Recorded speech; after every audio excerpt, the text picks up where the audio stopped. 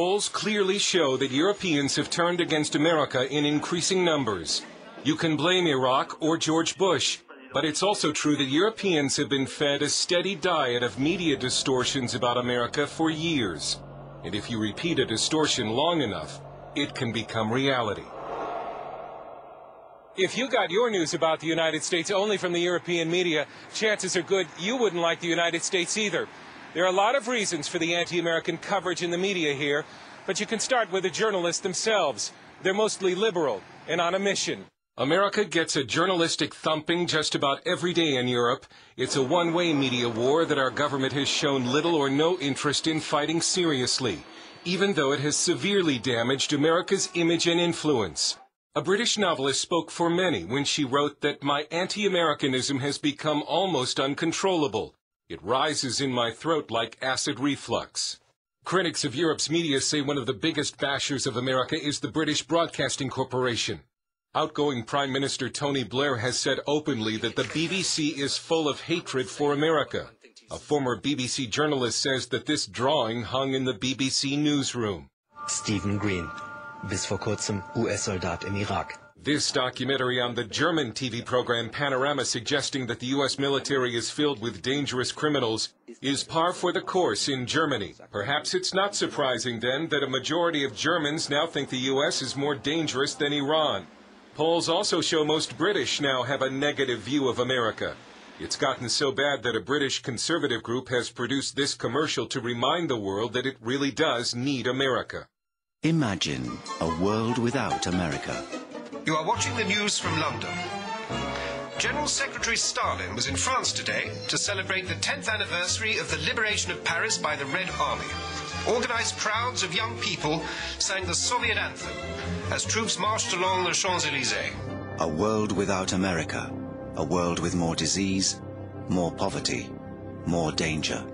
In Berlin, American Jeffrey Gedman, president of Radio Free Europe, has spent a lot of his time with Germans busting the anti-American stereotypes pushed by the German media. The intuitive stories are fat children, fast food, death penalty, no culture, Guantanamo.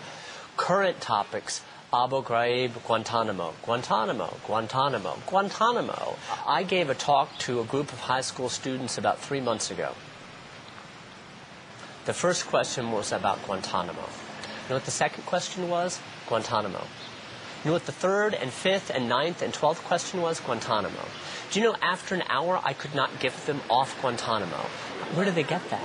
Is it from the air or the water? Or is it this constant beating of the drum? The Americans are abusing human rights. The Americans don't play by the rules. Well, I had Germans actually ask me, does everyone carry an M16 around with them in the United States? And they were absolutely serious. And that's when I started to wonder, what's going on here? Where are they getting these crazy ideas? Ray Drake, who is both an American and German citizen, became so upset by the lies and distortions about America in the German press that he helped start the website David's Median Critic to fight it. People in Germany have got ideas about the United States that are totally skewed, totally based on misinformation. A few years ago, if you went looking for the history of America on the German news magazine Stern's website, you would have seen this quote in German. No nation has ever dominated the globe like the USA, and its people could not care less about the rest of humanity. After Ray Drake posted this on his website, public outrage forced Stern to change it. It is very difficult to get positive information about the U.S. German citizen Karen Quad became so upset by anti-Americanism, she too began a website to fight it. It's difficult to have a conversation without having the anti-American topics on the table.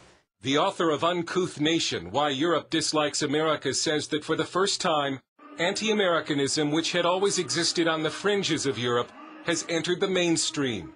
University of Michigan professor Andrei Markovits says it's created a market for anti-American news. I was just at a talk here about my book in Washington where a very eminent journalist of a German newspaper, I don't want to mention the name, basically said that, you know, my guys back at my headquarters are just really want bad stuff. I mean, that's what, really, sells. Anti-Americanism in France is neither new nor very surprising, although new President Nicolas Sarkozy, who says he actually likes America, is a notable exception.